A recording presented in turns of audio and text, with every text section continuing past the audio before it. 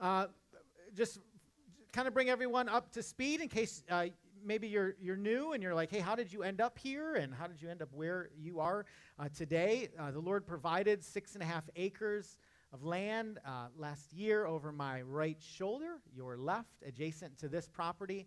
It's right off of Ridge Road, really because of the generosity of God's people, because of the generosity of Tommy. We were able to purchase that land for half the amount that it was appraised for, which was just a huge praise for us. We renovated the house that's on that property, and we gussied it up a little bit, a little elbow grease, as they say. And there was a team that did that, and they've done an amazing job. That house for us has been a home. We office out of that house.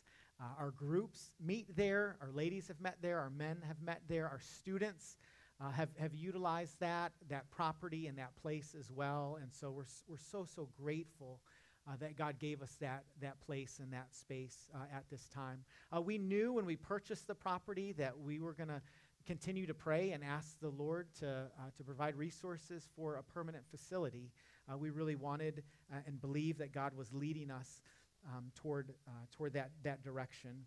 We've been working with an organization called Ecclesia for many months now, dreaming about ways that we could most effectively use that space that God has entrusted to us. We long to be good stewards of that property. Also, over the last months, we've been working with an architect to both determine the best use of the land, because we want to use every square inch of that place we can for the Lord, and also design a facility that meets our immediate needs, but also prepares us for what we believe will be ahead in the future. I know this, you know this if you've been here for any length of time, but I just want to remind us that we are not in the business of building buildings. A building is not a finish line for us as a church. We exist to point people to Jesus. Buildings are tools that help us to do that well, that help us to do that effectively. So the finish line for Christ Point is not brick and mortar. It is seeing men and women and children be pointed to Jesus and have hope and life in Him. We believe that this is the time that God has for us. Donnie recently completed the sale of this barn and this land, and so we have a short window until all those ducks are in a row. We have every indication to believe that we will be here for the foreseeable future. We have no reason to believe that we won't be able to stay here, and yet we understand that, life happens, and so we want to do everything that we can to prepare our church family for what God has in store in the days ahead. God has done and is doing a good work in this place. This year, we've baptized 10 people. We've celebrated life that God has given to those folks. Just a couple weeks ago, 28 of our ladies gathered together to hear about what God is doing in our women's ministry. Dan mentioned this morning, a couple weekends ago, we had 30 students go away to camp. We sent a team to Honduras this past summer. 11 of us went. We distributed food for 20 families in local villages. We painted the Life Center, poured concrete, created a place and space for those kids where they'll hear the gospel and they'll be formed and changed by Jesus. In almost 2 months from now, in November, we're going to seek to assemble 1,250 shoe boxes to be sent out around the world. Each of those shoe boxes are not just filled with trinkets or toys. That is the gospel that will go out, and kids will hear about the beauty of Jesus. All that to say, God is doing a good work here. He has used this place to change, to form, and shape so many. And so this morning, I wanted you to be able to hear from some of the people who have been changed and impacted through the ministry at Christ Point. And so I'm going to ask Jan. Good morning. I prepared a lengthy speech for you today, but I'm not going to give it. I just wanted to tell you about my experience being here. I've been here, first time I came here was about a year ago, and I walked in and I'd never been to a church like this, never in my life. And I go to church regularly everywhere I've been in That's quite a few places. But when I came in here, the thing that just overpowered me was the thing called family. I just loved it when I walked in here and I saw the kids going over shooting baskets and playing ping pong and doing that, and the parents gathering in the area back there, and I just having conversations and carrying on, and it was such an overwhelming experience for me that I thought, wow, this is what church should really be like. It should be like a family getting together and celebrating. And so for all of you who have done that for me, I am so grateful. The second thing I wanted to mention to you is as the service went on, I just enjoyed what James had to say. I didn't know he was going to zero in on me every Sunday, but he seems to do that regularly, and I'm trying not to hold it against him, but his message is very strong, and usually he gets right to the heart of it, and that's where I fall short. So I'm grateful that he's done that for me. I wish it wasn't so painful, but I'm glad he does that. But anyway, I just think the service is fantastic. And I just am so impressed with the music that's performed here and the people who do it. It takes away that feeling. I grew up in a church where you had a choir all the time. It was very formal, and they went through singing the songs and so on.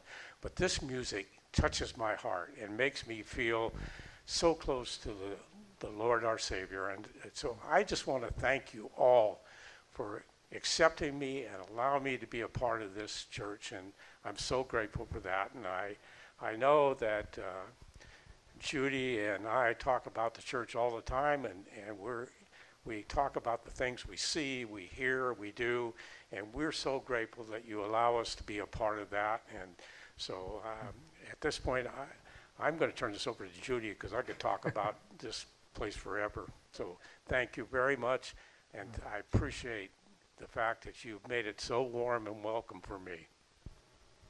I'm part of the family, Jan. I love our Lord Jesus Christ, and I love his word. Therefore, I had to find a church where the Bible is the center, where the books of the Bible are taught. So in 2019, I looked on the internet for a church where the Bible was center, and I found Christ Point.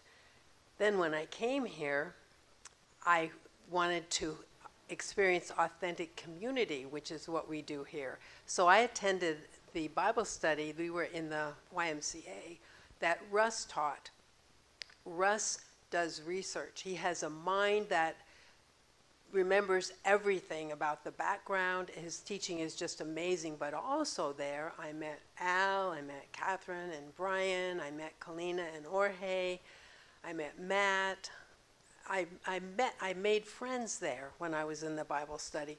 So when we're here, we go to Russ's Bible study at 9 o'clock on Sunday morning. I invite every one of you to come and experience authentic community in the Bible study.